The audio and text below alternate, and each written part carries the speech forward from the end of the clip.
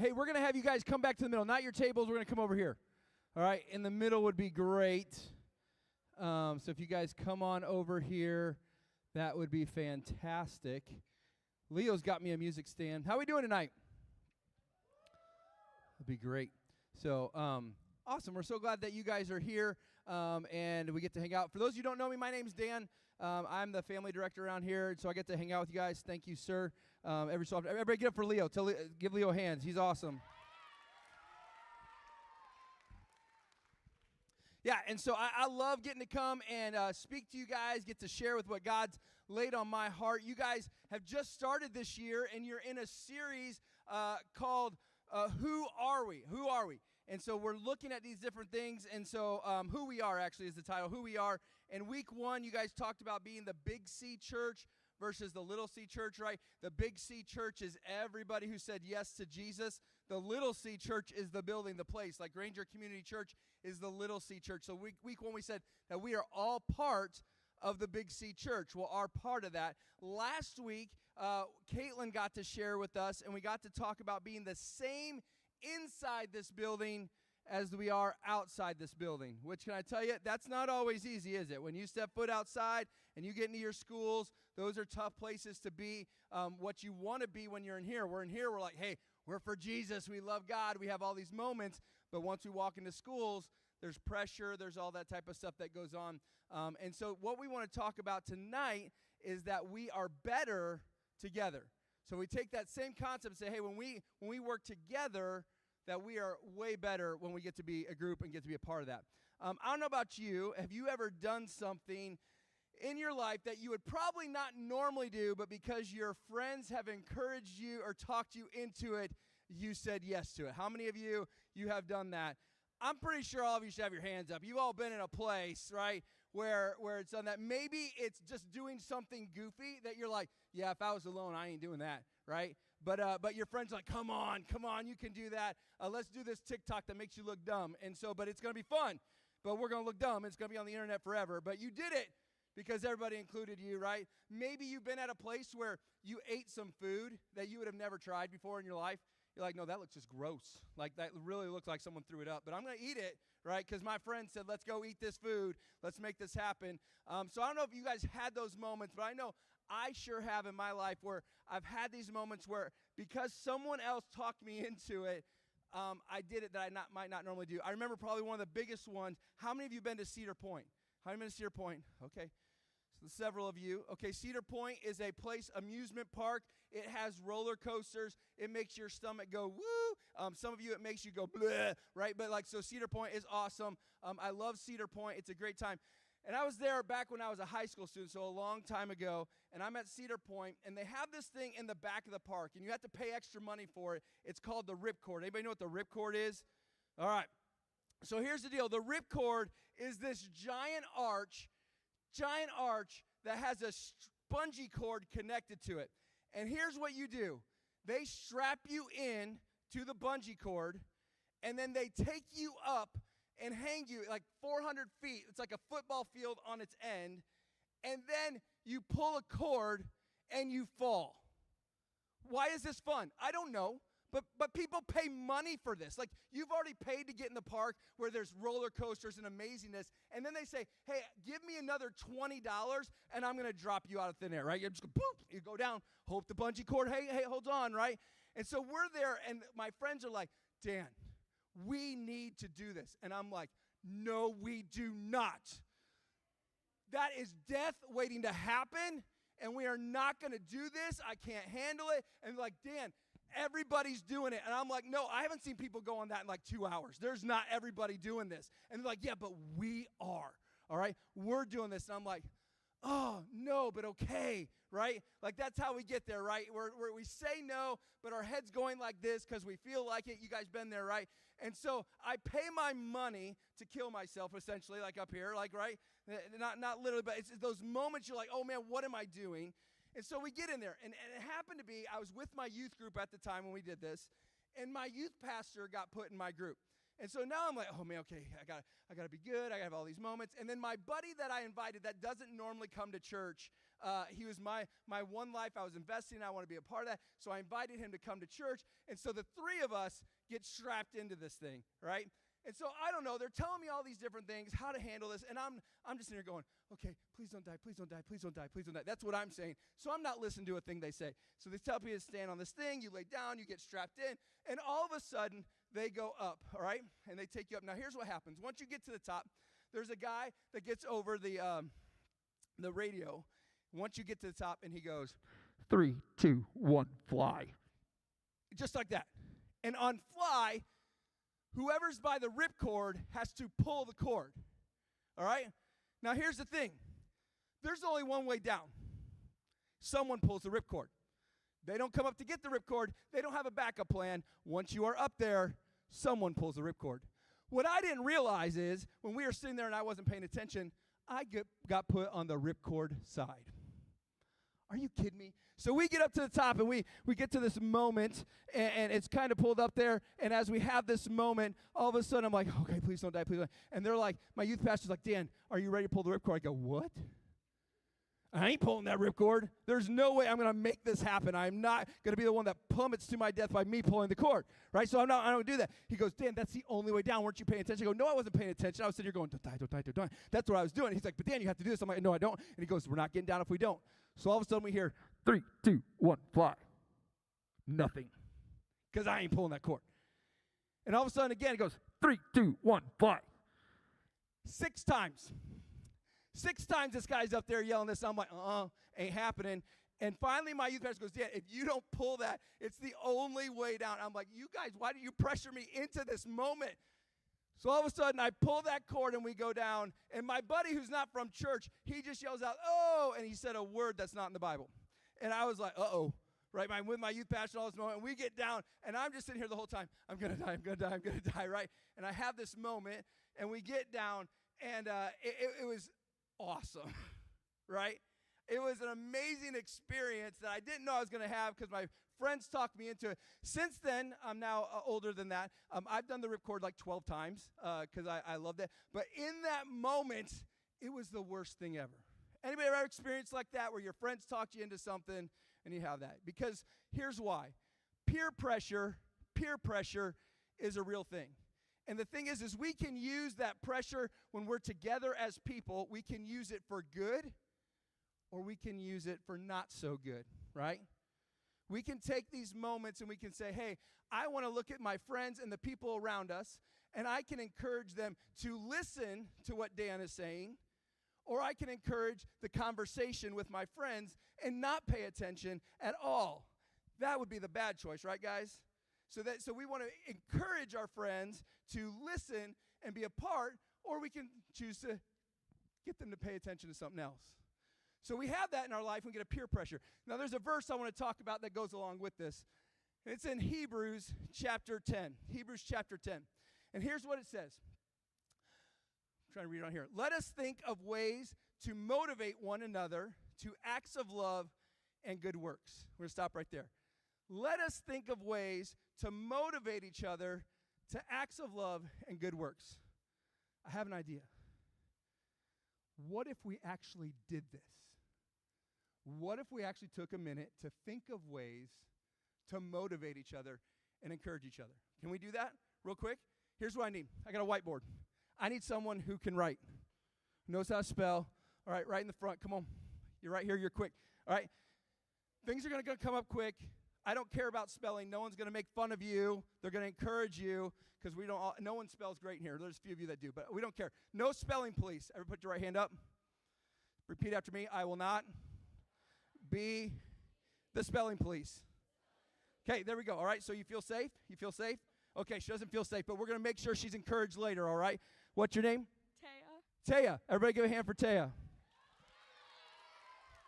Look, Taya, they're ready. They're excited for you. All right, so here's what we want to do. We want to write down, we want to get a list, however you want to do it. You want a bullet point, you want to dash this, however you want to do this, a list of ways that we can motivate and encourage one another. So put your hand up. I'll yell at you. You're going to yell it really loud. So if you're going to say something, it's got to be really loud, all right? Ready, go. Yeah. Yep. Be kind. You know how to spell that? That's a pretty easy one. We started off good for you, okay? All right, we're going to go quicker here now. Yep. Clap Applaud, yep, clap for people. Yeah. What, we're going to give them chicken nuggets? What does that mean? Huh? We're going to buy chicken nuggets for people. That's great. All right. You lost this? All right. We'll come back to it if you think of it. What? Help others. That's a great one. Help others. What do we got? Sharing. We're going to share stuff. Love one another. Yep, in the back. Help people believe in themselves. Don't judge people. How are we doing, Taya? We're doing good? She's got 4. That's good. Give her a hand. She's doing good. Give her a can. Help people believe in yourself. What did we miss? Did you see? Gift. I like how you changed chicken nuggets to gift. That was good. All right, it's good. All right, keep going. What else we got? Come on, there's more things we can do. We got, at the camera. Just have a conversation with someone, right? That's great. Yeah. Give someone a hug if they consent, right? We're not going to hug without permission, all right? That's always good. Remember, consent is good. There we go. Yeah. Praying with or for someone, that's great. We got more in the back. Yeah. Give them some food. That goes in our gift card. That's great. Fist bump. Yeah, just let them know they're awesome. A fist bump. A good fist bump. That's good. What else? Yeah. Be a support. Are you good? Right? Be a support. There we go. Yep. Tell someone a joke. That's great. Tell someone. Okay, we'll do 2 more. 2 more. Invite them to play Fortnite or church. Either one. That's good. Yeah. Invite them somewhere. That'd be great. Okay, 2 more. You are my last 2. What do we got? Say it again. Compliment one another. That's good. And listen, use our ears. That is great. Man, you guys are good. We got a good list here. Compliment. We'll put that compliment. Compliment someone. Awesome. One more time for Taya. Give it up for her. It's great. You can sit down. Good job. All right, here's our list. And there's more that was said. Taya did a great job. Remember, we're not the spelling police. But I want us to see this because here's the deal. The Bible says this. The Bible says this. Let us think of ways to motivate one another to acts of love, right? Let us think of ways to motivate. These are ways that you guys can do that. And it goes on. Get this. It goes on. It says, and let us not neglect, that means to stop, meeting together as some people do. But get this, encourage one another, especially now that the day of that's Jesus' return is drawing near. This verse is telling us that we need to encourage and come together, and we need to not stop meeting together. Now, who's it talking about meeting together? People who have said yes to Jesus. It says that if we have said yes to Jesus, and if you have not said that, I'm so happy you're here that you get to see this. But if you have said yes to Jesus, it says we need to make sure that we're connecting with one another. And that's why we have GSM. That's why we have Granger Student Ministries, right? So at Granger Student Ministries, we also call it GSM for short. At GSM, we are a community, a group of people helping each other take their next steps towards Christ together. Do you know that? That we come in here and our goal is not just for us as leaders, but for you guys to come together, to meet together and help each other take your next steps towards Jesus, whatever that may be. Maybe you don't even know what that is. Well, that's your next step, is to figure that out. Maybe you know what you want to do as you are furthering your faith. Well, we want to help you get to that point. And your friends hopefully want the same thing for you, right? That is why we do that. Now, you might go, well, how do you do that? That sounds great, but what would you do? And let me tell you this one more thing. This is why. We are better than me. That's a phrase. We together are better than you as an individual, by me, one person. And we want to know that. So how do we get there? The first thing that we do to get there is this. We need to know that community, meeting together, is a choice. It's a choice. You have the choice to be here or not. Now, some of you are like, no, it's if my parents can give me a ride. I get that. I understand. But sometimes we need to explain to our parents hey, I would like to make this a priority. And sometimes they don't have the time, and that makes sense. We have to respect our parents. But you have the choice to bring it up to them. You have the choice to say you would like to make it a priority. And can I tell you, your lives are busy, aren't they? I know they are. You guys have so many things that you're doing. You go from one thing to the next between sports, extracurricular activities, trying to hang out with friends, spending time on your phone, right? All these different things take up your time. But to be here, to be part of this community, we need to make it a choice. You need to put it as part of your regular schedule. And you're like, Dan, I'm here. Say I made it a choice. But this has to be week after week. With all the things that we're doing, we have to rearrange sometimes our schedule to make this a priority. The second thing on how you do this, how do we make sure that we don't give up on meeting together? The second thing is that real community, like real times of meeting together, means everybody is contributing. I don't know if you know this, but your voice matters. Your voice matters. And when you come here, I know some of us are shy. I know some of us are introverts. I know some of us are afraid to maybe step out. But your voice matters. And when you're here and you're contributing and you're helping people take their next steps, you are making a difference. Your leaders, they want to be here and do that, but it is going to be more meaningful when you meet together and you add your voice to it. And I don't know if anybody's ever told you this, but can I tell you a few things? Is that you matter. You mean the world to us. You mean the world to your friends. You matter. You belong here. You deserve a place here. I want you to know that. You are important. I don't know if anybody has ever told you that, but you are important. You are loved. And I hope more than anything that you are known, that you know, that people know who you are. And where you can get all of that, and you're like, Dan, I don't always feel that way in life. Can I tell you, I hope you feel that when you're here. I hope you feel that you are loved and you are known and that you belong and that you matter when you walk into this room. And that happens when every single one of you contributes to what we're doing. See, we are better together. So in a little bit, we're going to go to life groups. And this is new this week. Some of you have been here for a while, and so you've been doing life groups for a while. Some of you, this might be your first time. But in a second, we're going to go to life groups, and you're going to get to hang out with your closest 8 to 18 people. I don't know how big your life groups are. With some leaders.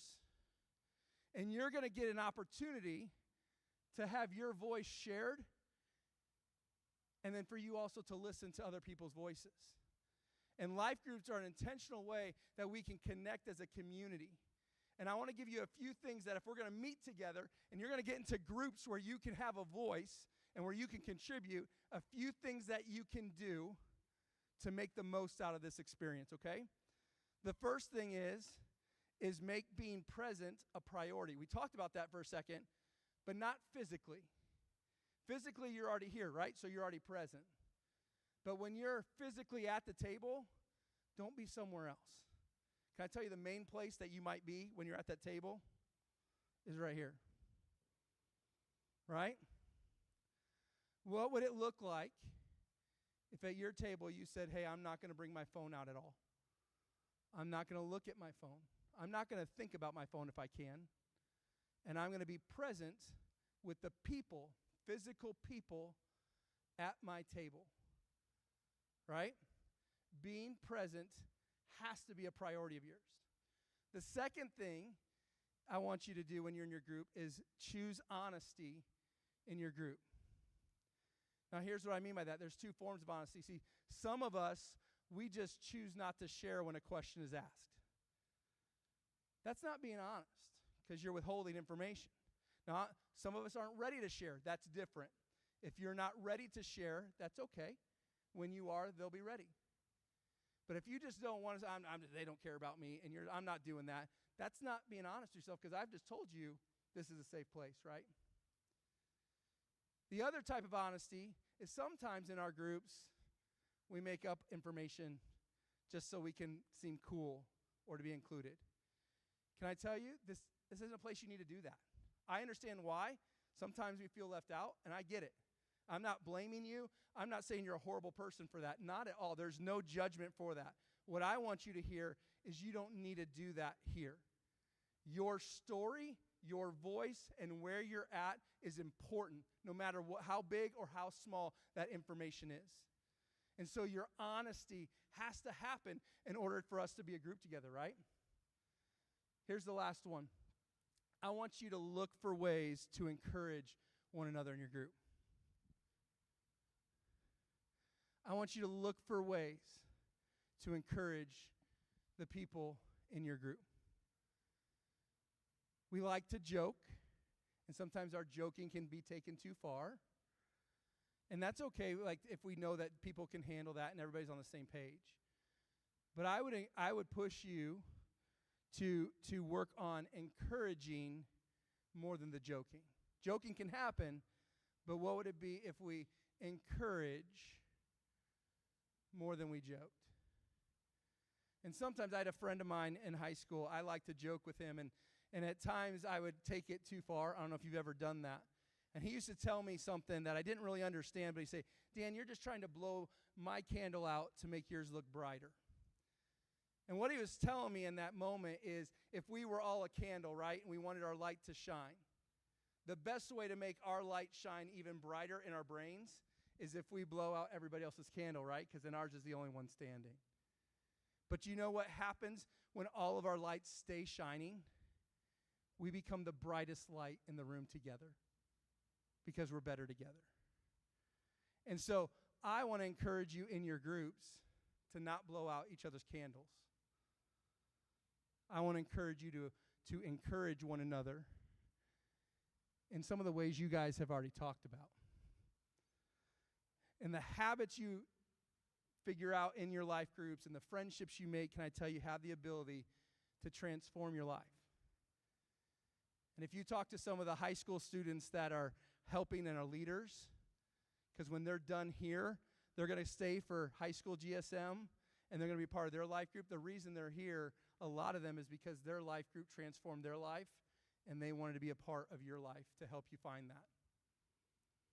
And so I promise you, if you do these things and you lean in, you're going to find out that we are better together. You're going to find out that you matter. And this is going to be a place you want to invite those people that maybe are on the outskirts, those people who are in your life that you're like, I'd love to see them here. I've kind of, there's one life in your life that you go, hey, I want to be a part of this church, and you want to invest in. This is going to be a place that you can do that. And so I want to read that verse one more time. Can we throw that verse? I don't know if I put that in the slides, but can we read that verse one more time together? If you can find that slide.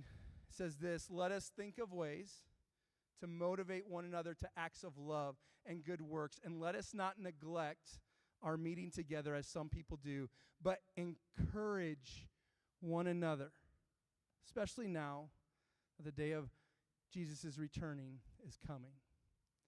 So I'm going to pray for you, and then you're going to go to life groups. If you do not know where your life group is or who your leader is, you can step to the back, and one of our leaders will help you get to that place.